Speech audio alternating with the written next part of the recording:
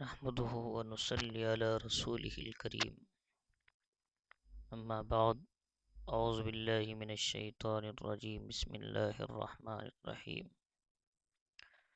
فانكحوا ما تاب لكم من النساء مثنى وثلاث ورباع. صدق الله العظيم. قال النبي صلى الله عليه وسلم: أربع من سنن المرسلين: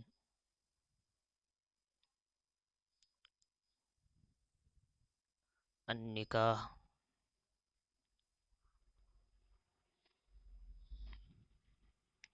السواك، التعطر، والحياء، أو كما قال النبي صلى الله عليه وسلم. اللهم صل على محمد النبي الأمي وعلى آله وسلم تسليما. جزا الله أن محمد النبي ما هو أهله صلى الله عليه وسلم. اللهم صل على محمد وعلى آل محمد كلما ذكره الذاكرون وكلما غفل عن ذكره الغافلون.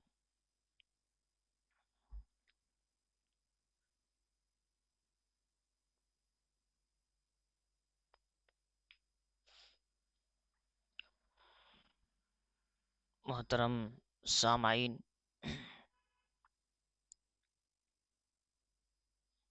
اللہ رب العزت نے دنیا کے اندر انسان کو پیدا کیا اور زندگی گزارنے کے اصول سمجھائے، ایمان اور اعمال کی توفیق دیا، اسلام اور دین کے لیے ہم کو قبول کیا۔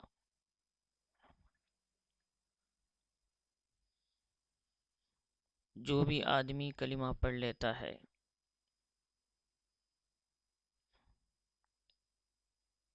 اسلام کے اندر داخل ہوتا ہے تو وہ اپنی زندگی کو اللہ کے حکم، نبی کے طریقے کے تابع کر دیتا ہے۔ کلمہ پڑھ کر اسلام لانے کا مطلب یہ ہے، انسان یہ کہتا ہے کہ دنیا میں جو بھی میں کام کروں وہ آپ کے حکم کے مطابق ہوگا اور نبی کے طریقے پر ہوگا۔ میری زندگی آپ کے حکم کے تابع ہے، آپ جیسا بولے ویسا میں چلوں گا۔ یہ ہے اسلام۔ ایمان یہ اندر کی چیز، اعتقاد، یقین کا نام ہے۔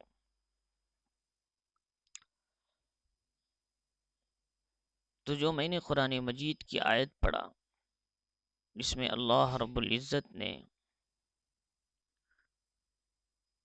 انسان کو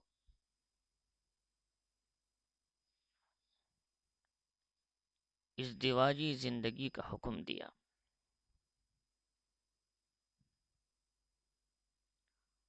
یعنی نکاح کرو۔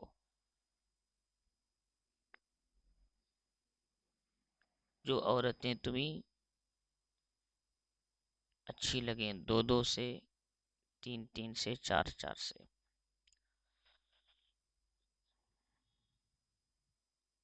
یہ سورہ نساء کی آیت نمبر 3 ہے۔ تو شریعت میں ازدواجی زندگی، میاں اور بیوی کی زندگی، حلال طریقے سے تعلق کی زندگی،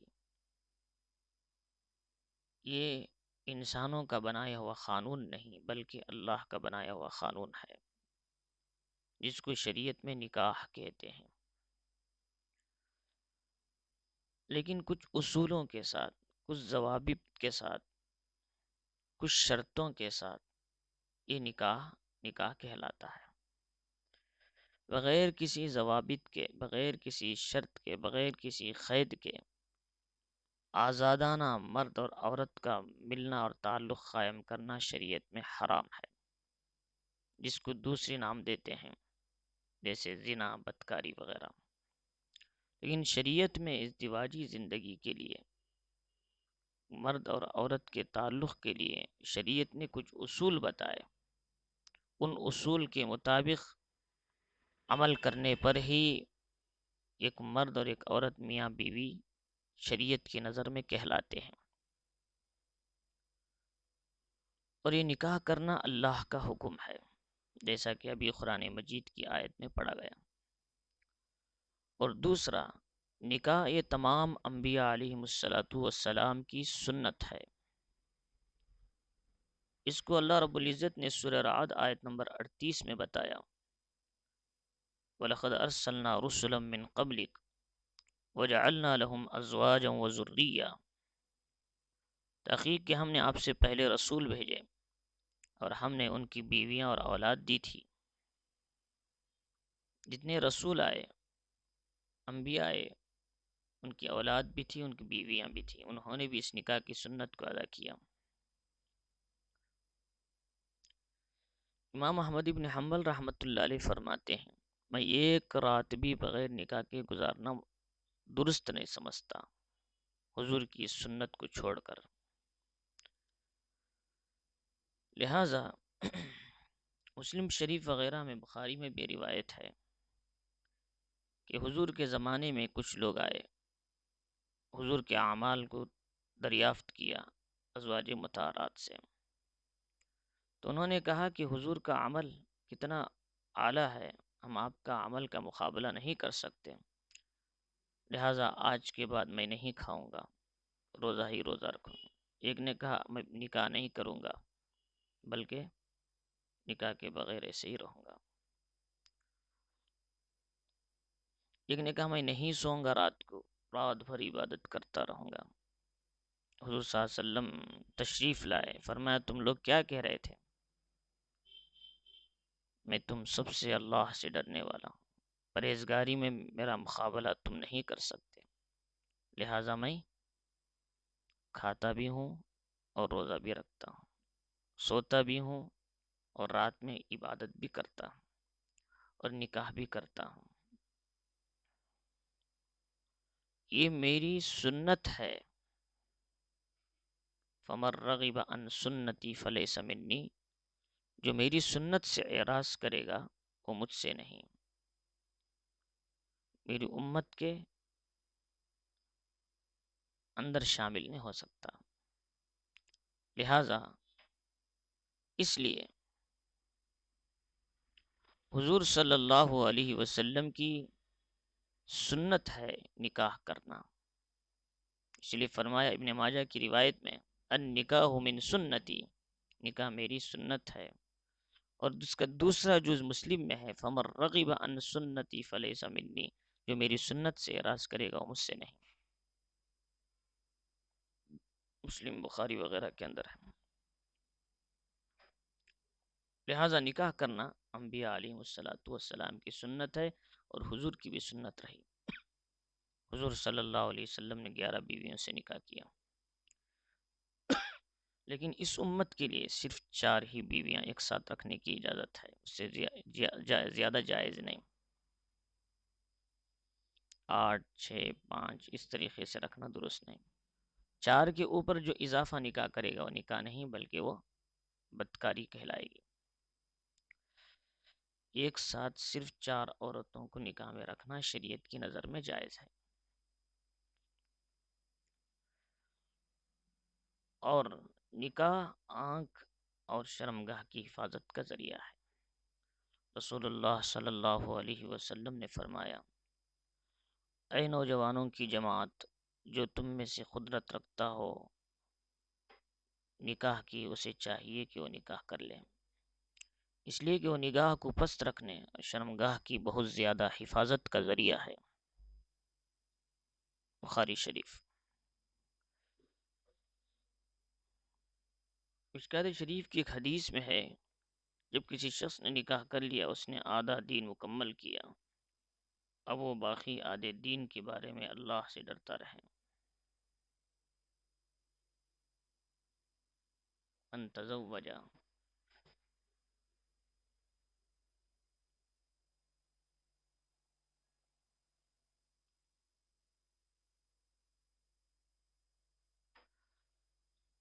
جس نے نکاح کیا اس نے آدھا دن مکمل کیا.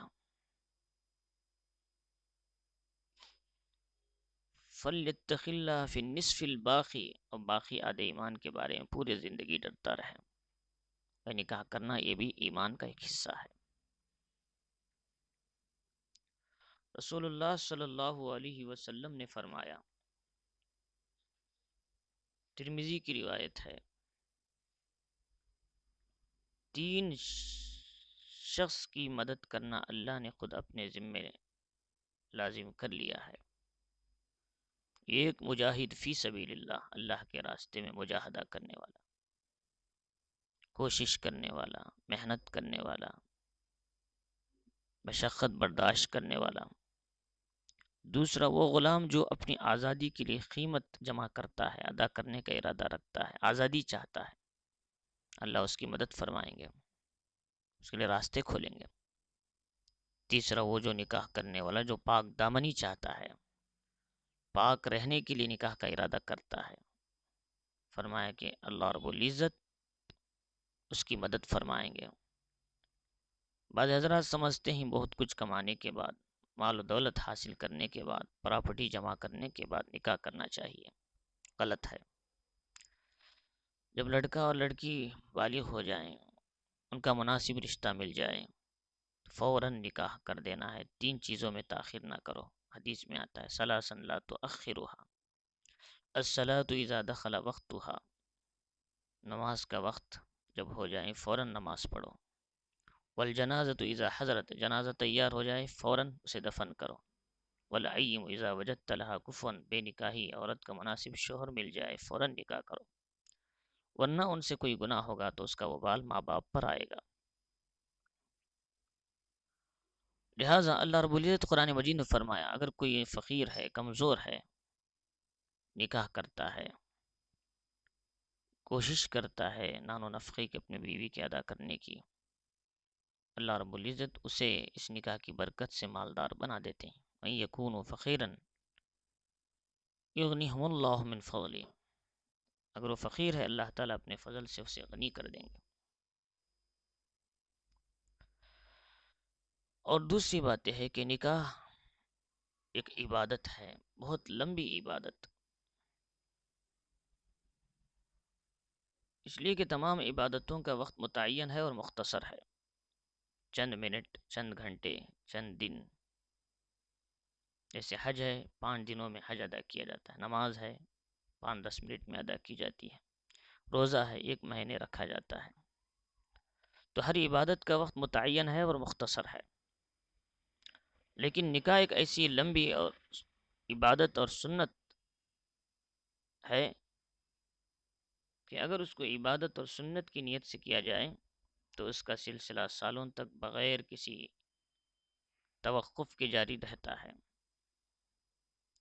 مثلا 20 سال کی عمر میں کسی نے نکاح کیا، اس نے 80 سال کی عمر پائی یا 70 سال کی عمر پائی،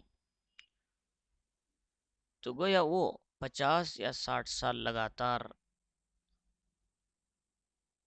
نکاح کی عبادت میں مشغول قرار پائے گا.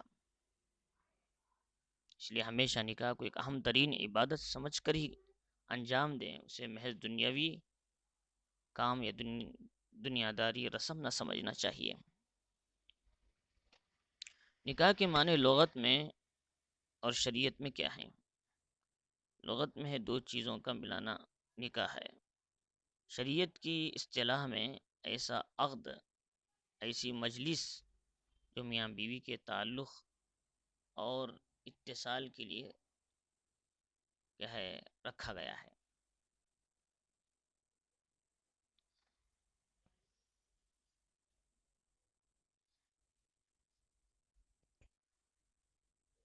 نکاح کا مقصد کیا ہے؟ فرمایا نکاح کا مقصد نسل انسانی کی بقا ہے، پاک دامنی ہے، باہمی محبت اور الفت ہے، اور سکون کا ذریعہ ہے.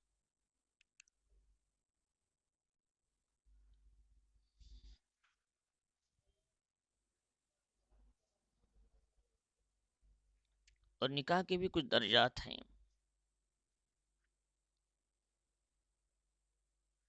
نفسانی شہوت کا جب دباؤ نہ ہو، حقوق زوجہ کی ادائیگی پر قدرت رکھتا ہو، ایسی حالت میں نکاح کرنا سنت مؤکدہ ہے،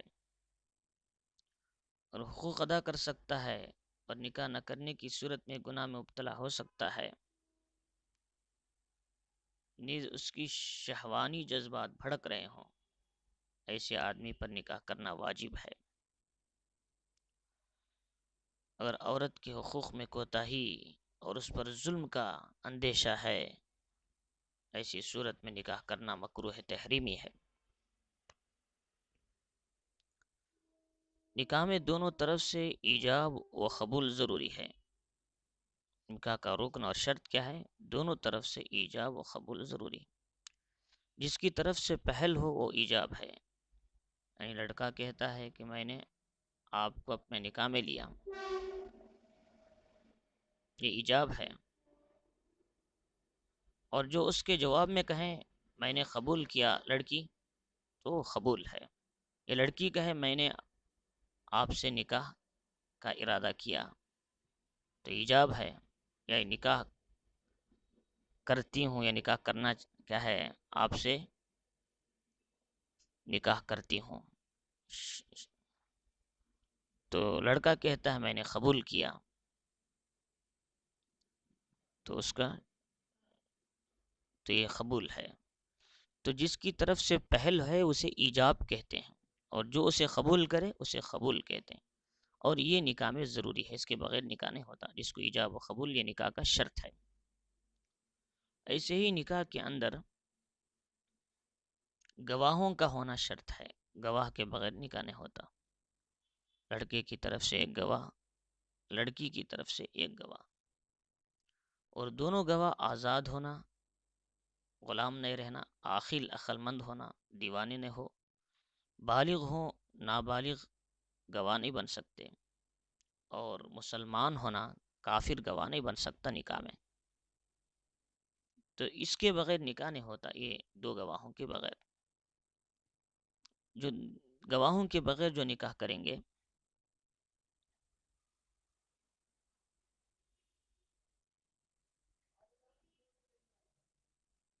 تو وہ نکاح فاسد کہلاتا ہے۔ لہذا اس اعتبار سے کون سے نکاح صحیح ہیں، کون سے نکاح غلط ہیں، کون سے نکاح باطل اور فاسد ہے، اس کا بھی جاننا ضروری ہے۔ نکاح کی 3 قسمیں ہیں۔ نمبر 1، نکاح صحیح۔ نکاح کے صحیح ہونے کے لیے جو شرائط ہیں، ان تمام شرائط کے ساتھ جو نکاح ہوگا اس کو نکاح صحیح کہتے ہیں، جیسے گواہوں کا ہونا، ایجاب و قبول کا ہونا وغیرہ۔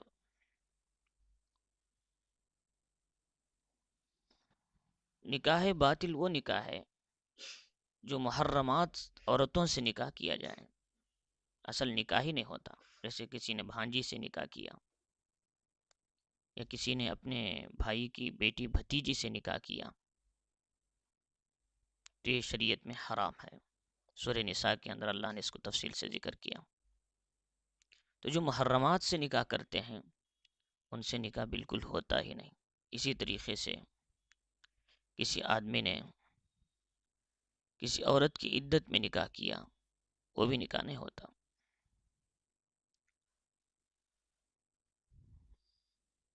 اور تیسری ہے نکاح فاسد۔ جو نکاح کے صحیح ہونے کے لیے جو شرطیں ہیں ان میں کوئی ایک شرط نہیں پائی جاتی تو نکاح فاسد ہوتا ہے، جیسے گواہ کے بغیر نکاح کیا وغیرہ وغیرہ، پہلے شوہر کے طلاق خلا کی عدت ختم ہونے سے پہلے نکاح کر لیا وغیرہ۔ تو بہرحال نکاح صحیح ہونے کے لیے گواہوں کا ہونا ضروری ہے، اور ایسے ہی ایجاب و قبول ہونا ہے، ایک طرف سے تقاضا ہو دوسری طرف سے قبول ہو۔ ایسی کسی عدت میں نہ ہو عورت، یہ بھی ضروری ہے، یا پھر وہ عورت کسی دوسرے شوہر کے نکاح میں ہو تو بھی نکاح نہیں ہوتا، اس سے نکاح نہیں کر سکتے۔ تو یہ سب باتیں ہیں جو نکاح نہیں ہونے کی۔ تو بہرحال نکاح ہونے کے لیے گواہ ضروری ہے، ایجاب و قبول ضروری ہے، اور وہ دونوں گواہوں کا ایجاب و قبول سننا بھی ہے. دو گواہ مجلس میں موجود ہوں نکاح کی، وہ دونوں سننا بھی ہے اور سمجھنا بھی ہے. اگر گواہ بہرے ہیں کہ ایجاب و قبول کو سن نہ سکیں تو نکاح منعقد نہیں ہوگا، ان کو سنے نہیں آتا، تو ایسے گواہ ہونے سے نکاح نہیں ہوتا، بلکہ سننے والے سمجھنے والے گواہوں کا ہونا ضروری ہے. اور گواہ یہ بھی جانتے ہونا ہے کہ اس میں نوشو لڑکا کون ہے، آرس لڑکی کون ہے، اس کے بارے میں بھی جاننا ضروری ہے.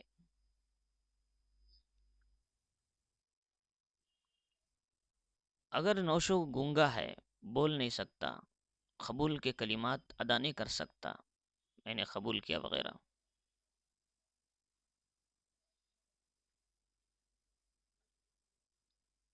تو ایسی صورت میں بولنا ضروری نہیں، اگر وہ لکھ سکتا ہے تو لکھ دیں کافی ہے. یا پھر اس کا معروف اشارہ بھی چلتا ہے، اس کا کچھ اشارہ ہے نکاح میں نے کیا، اس سے بھی اس کا نکاح ہو جاتا ہے.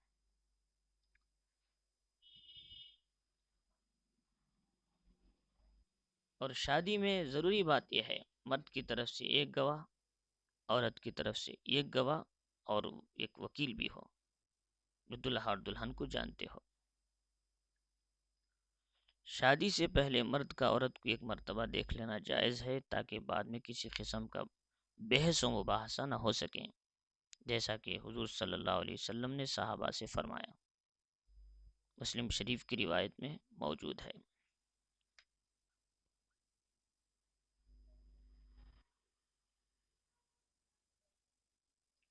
دلہن سے اجازت لینے کے لیے جو لوگ جائیں گے نکاح کے موقع پر، وہ محرم رشتہ دار اور باپ بھی اجازت لینے کے لیے جا سکتا ہے، جو اس کے محرم ہو. محرم کا مطلب جن سے نکاح اس لڑکی کا حرام ہو، چچا ہے، طیبہ ہے وغیرہ. لیکن غیر محرم اجنبی لوگوں کو دلہن سے اجازت لینے کے لیے جانا جائز نہیں ہے. نیز یہ بھی بہت بری حرکت ہے کہ دلہن سے اجازت لیتے وقت فوٹوگرافرز اجنبی غیر محرم غیر مسلم لڑکے اس کمرے میں پہنچ جاتے ہیں فوٹو کے اتارنے کے بہانے سے. یہ ناجائز حرام ہے، بہت بڑا گناہ ہے، اس کا وبال ماں باپ پر اور جانے کی اجازت دینے والوں پر ہوگا. لہٰذا اس بری حرکت سے بچنا ہم سب کو بہت ضروری چیز ہے. اللہ تعالی ہمیں اس سے بچائے. نکاح میں دلہن سے اجازت کے وقت مہر کا پتہ بھی کرنا ہے. نکاح میں دلہن سے اجازت لیتے وقت مہر کی مقدار بھی بتا دینا بہتر ہے کہ تمہارا مہر کتنا طے ہوا ہے، تاکہ وہ جان لے اور اس پر رضامند ہو جائے. اور ایجاب و قبول ایک ہی مجلس میں ہو. نکاح کا ایجاب و قبول تقاضا بھی اسی مجلس میں ہو، قبول بھی اسی مجلس میں ہونا ضروری. ایجاب و قبول زبان سے ادا کریں، یہ ضروری ہے، اشارے سے کسی عمل سے نہیں ہوتا، لہذا زبان سے ادا کرنا ہے. اگر نکاح میں ایسی شرط لگائی جو عقد نکاح کے تقاضے کے خلاف ہے، یا ایسی شرط ہو جو شرعاً حرام ہے، تو شرط باطل ہوگی مگر نکاح صحیح ہو جائے گا. مثلا یہ شرط لگانا کہ دونوں ایک دوسرے کے وارث نہ ہوں گے نکاح کے بعد مال میں، یا یہ شرط لگانا تمہیں بے پردہ محفلوں میں جانا ہوگا وغیرہ. ایسی شرطیں لگانا سے شرطیں کا حساب نہیں ہوگا، نکاح تو ہو جائے گا لیکن یہ شرطیں باطل قرار دی جائیں گی.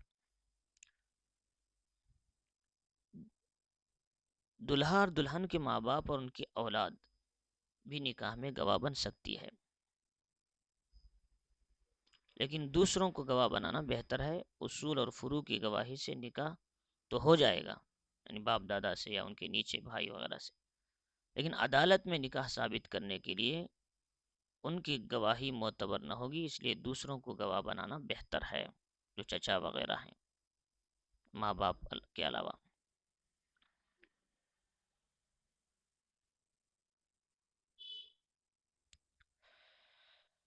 جس عورت سے نکاح ہو رہا ہے وہ عورت اس مرد پر نہ ہمیشہ حرام ہو نہ عارضی طور پر حرام ہو۔ ایسی عورت سے نکاح کرنا، کسی عورت سے نکاح کرنا حرام ہونے کی دو صورتیں ہیں۔ ایک ہمیشہ کے لیے حرام ہو، اس کو حرمت معبدہ کہتے ہیں۔ ایک عارضی تھوڑی دیر کے لیے حرام ہو، بعد میں حلال ہو، جو خاص حالات خاص وقت تک کے لیے محدود ہو، حرمت مؤقتہ کہتے ہیں اس کو۔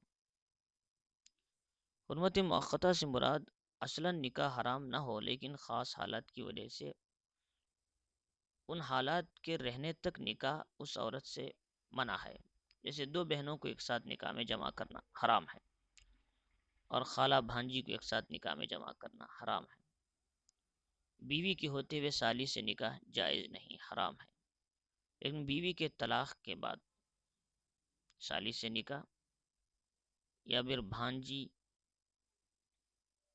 خالہ میں سے ایک کو چھوڑنے سے دوسرے سے نکاح،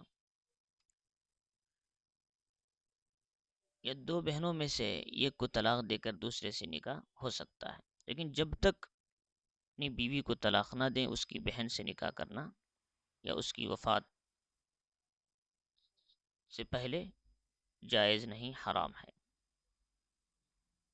یہ حرمت مؤقتہ ہے، کچھ محدود وقت تک کے لیے اس عورت سے نکاح حرام ہوتا ہے۔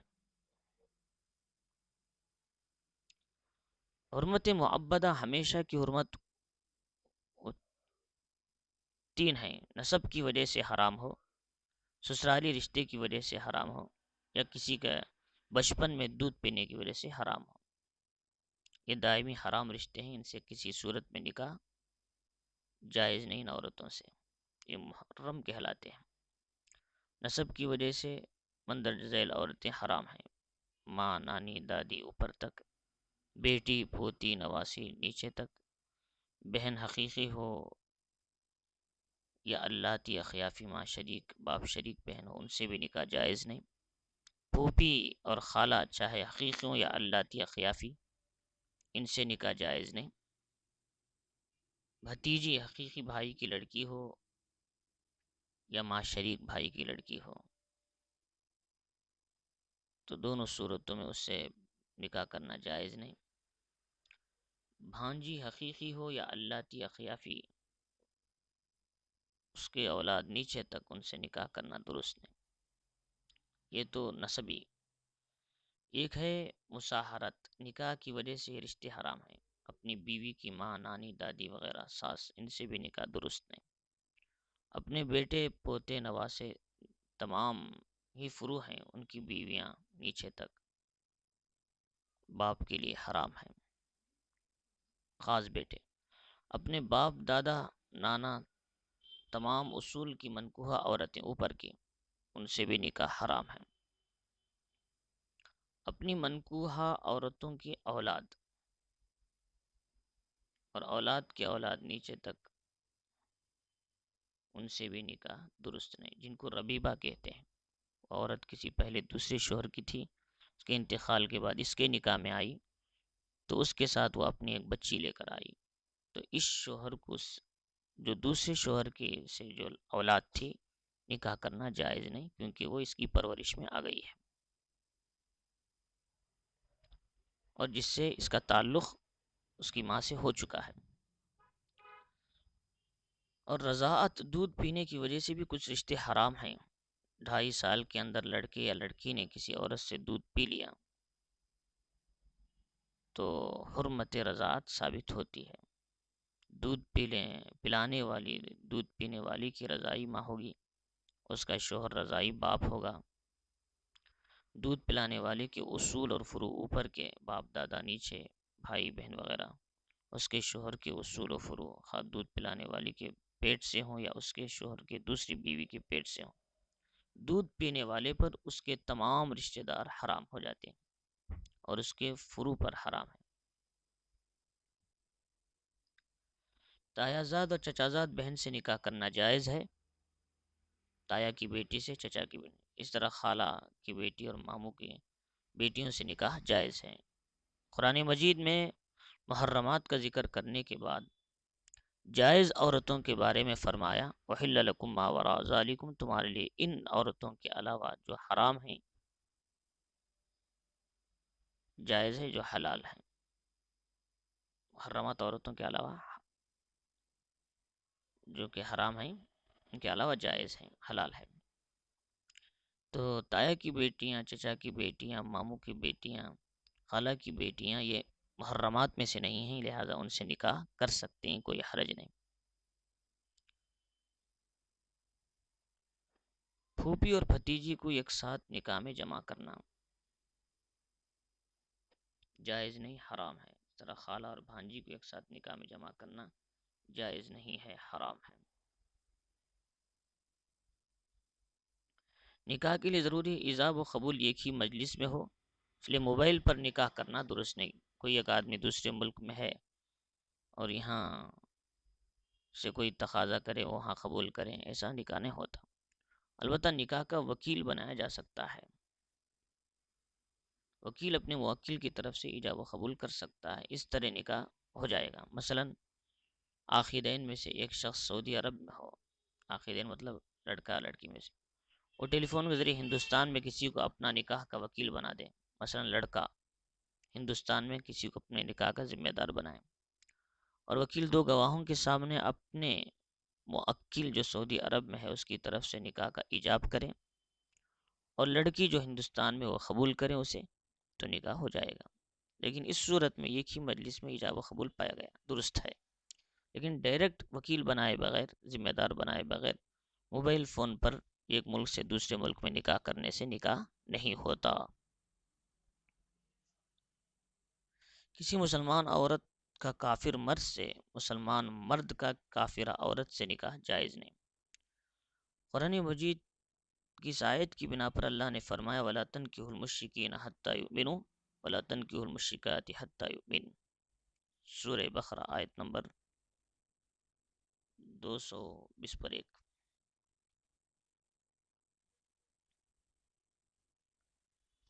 مشرکین مردوں سے نکاح نہ کرو یہاں تک کہ وہ ایمان لائیں، اسی طرح مشرکہ عورتوں سے بھی نکاح نہ کرو یہاں تک کہ وہ ایمان والی ہو جائیں۔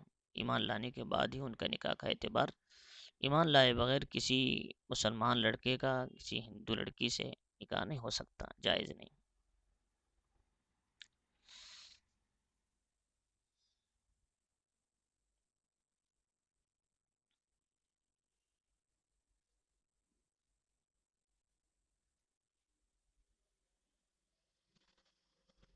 اور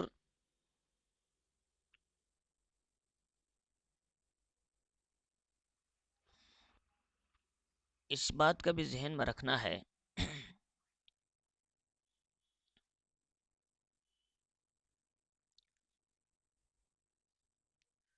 کہ نکاح میں سب سے اہم چیز لڑکے پر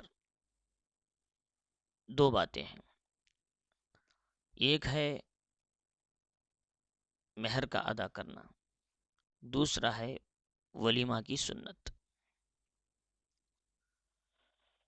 مہر ادا کیے بغیر نکاح نہیں ہوتا۔ فاتوہن اجورہن، قرآن مجید نے فرمایا ان کا مہر ادا کیا کرو خوش دلی کے ساتھ۔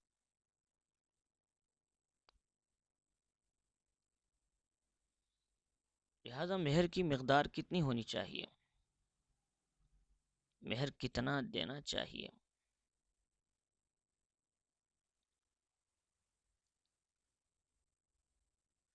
مہر کی کم سے کم مقدار امام ابو حنیفہ رحمۃ اللہ علیہ کے نزدیک 10 درہم ہے۔ چنانچہ فتاوی عالمگیری میں ہے اقل المہر 10 دراہم، کم سے کم مہر 10 درہم۔ حدیث میں لا مہر اقل من 10 دراہم، بہقی کی روایت ہے، 10 درہم سے کم کوئی مہر نہیں، لہذا مہر کی کم سے کم مقدار 10 درہم۔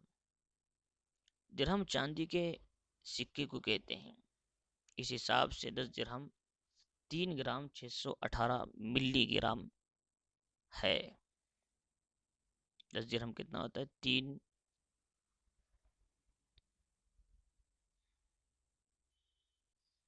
30 گرام، 3 تولہ، 618 ملی گرام، یا 3.5 تولہ چاندی سے کچھ زائد. 3 تولہ چاندی سے یعنی 3.5 تولہ چاندی یا اس کی قیمت کم از کم مہر میں ادا کرنا ضروری ہے. اور حضرت فاطمہ الزہرا رضی اللہ تعالیٰ عنہ کے مہر کی مقدار 500 درہم تھی. 12.5 اوقیہ چاندی کے حساب سے تھا. ایک اوقیہ 40 درہم کا ہوتا ہے،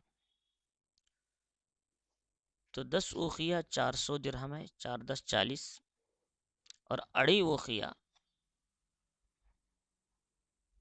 100 درہم، مکمل 500 درہم ہوئے.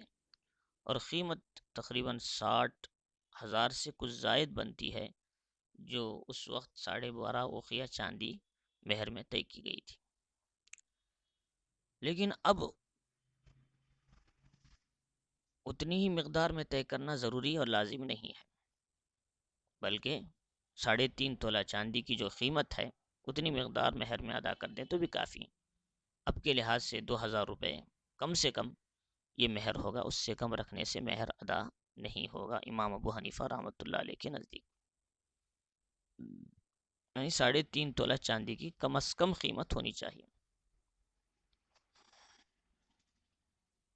یہ مہر کی کم سے کم مقدار ہے.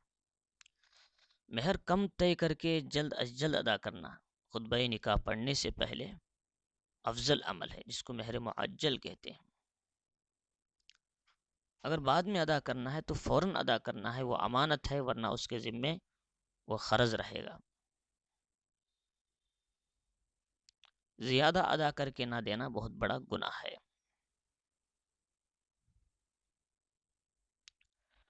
لہٰذا جو آدمی مہر ادا کیے بغیر مر گیا، قیامت کے دن اللہ رب العزت کے ہاں گنہگار بن کر آئے گا.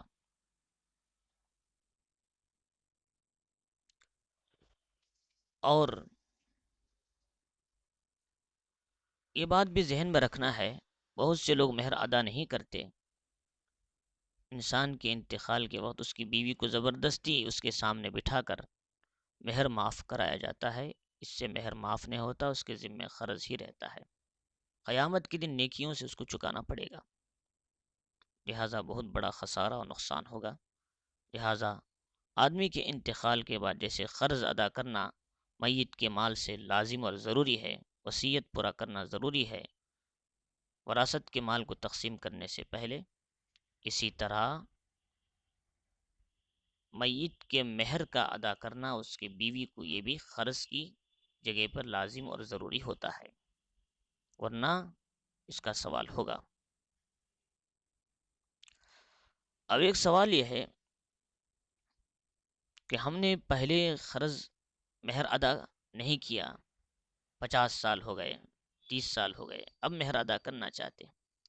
اس وقت مہر 500 روپے طے ہوا تھا یا 300 طے ہوا تھا، تو اب ہم مہر ادا کرنا ہے تو کیا وہی 500 روپے ادا کر دیں تو کافی ہے؟ حکم ہے کہ اس سے مہر ادا نہیں ہوگا، بلکہ اس وقت میں 500 روپے میں جو سونا آتا تھا اتنی سونے کی قیمت اب کے لحاظ سے ادا کرنا پڑے گا. مثلا 500 روپے میں اس وقت 5 تولے سونا ملتا تھا، یا یہ سمجھو کہ 2 تولہ سونا ملتا تھا. 500 روپے میں 2 تولہ سونا آ جاتا تھا، تو وہ 2 تولہ سونا اب کے لحاظ سے جو کتنی قیمت ہے اتنی رقم مہر میں نکالنی ہے. لہٰذا اس لیے مہر جلد از جلد ادا کرنا ہے، ورنہ جیسا دیر ہوتا جائے گا ویسی قیمت میں اور بڑھتا جائے گا.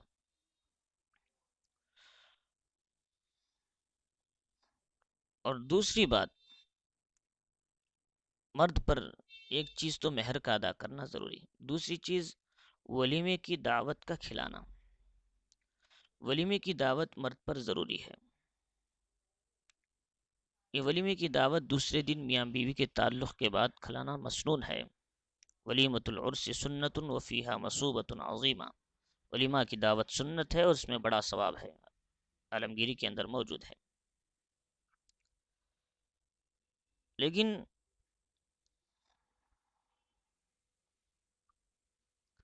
ولیمہ کی دعوت فوراً نکاح کے بعد بھی کر سکتے ہیں، کوئی حرج نہیں، جیسا کہ حضرت ام حبیبہ رضی اللہ تعالیٰ عنہ کا نکاح حبشہ میں ہوا تو فوراً ولیمے کی دعوت کھلائی گئی، حضور صلی اللہ علیہ وسلم نے اس پر سکوت فرمایا، نکیر نہیں فرمائی۔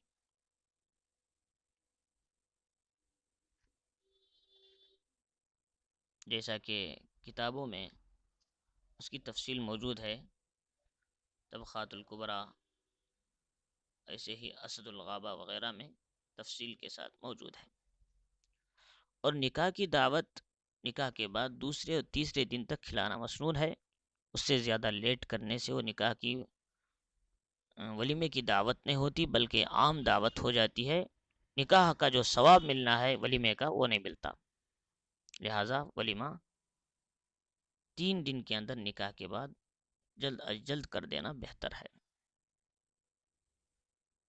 آج کل لوگ لیٹ کرتے ہیں، کوئی 5 دن میں، کوئی 6 دن میں، وہ ایک دعوت ہوگی، ولیمے کا سنت جو ہے اس کا ثواب نہیں ملتا، لہٰذا ولیمے کا کھانا کھلانے میں سادہ پن اختیار کرنا بھی اچھا ہے، تکلفات سے پرہیز کریں، اور لڑکی پر کوئی چیز واجب نہیں، نہ جہیز، نہ کھانے کی، نکاح کی دعوت، لہٰذا لڑکی پر ذمہ داری ہے کہ وہ صرف قبول کریں۔ لڑکی پر 2 ذمہ داریاں ہیں، ایک ولیمے کی دعوت کھلانا، ایک مہر ادا کرنا، اور نکاح کو جتنا آسان بنائیں گے اتنا اس نکاح میں برکت ہوگی۔ حدیث میں آتا ہے، مسلم کی روایت ہے، اعظم النکاح برکتن ایسرہ مونا، برکت والا نکاح وہ ہے جس میں خرچہ کم ہو۔ ایک مسئلہ یہ سمجھنا ہے کہ نکاح کے وقت قاضی صاحب یا کوئی بھی نوشا کو کلمہ پڑھاتے ہیں، اگر وہ مومن ہے، مسلمان ہے، پہلے سے اسے کلمہ پڑھانا، اس کے ایمان پر شک کرنا ہے، درست نہیں ہے۔ جب پڑھانا ہی ہے تو پھر جیسے دلہا کو پڑھایا جاتا ہے دلہن کو بھی کلمہ پڑھانا چاہیے، لہٰذا اس لیے ایسی کوئی چیز اپنے اوپر واجب نہ کریں۔ ہاں، جو ابھی ابھی اسلام لایا ہے یا پھر کبائر میں مبتلا تھا، گناہ میں، ایسے شخص کے لیے کلمہ پڑھانا بہتر ہے، تاکہ کہیں اس کی کبائر میں یا گناہ میں ملوث ہونے کی وجہ سے کہیں اس کے ایمان کا خطرہ تو نہ ہو۔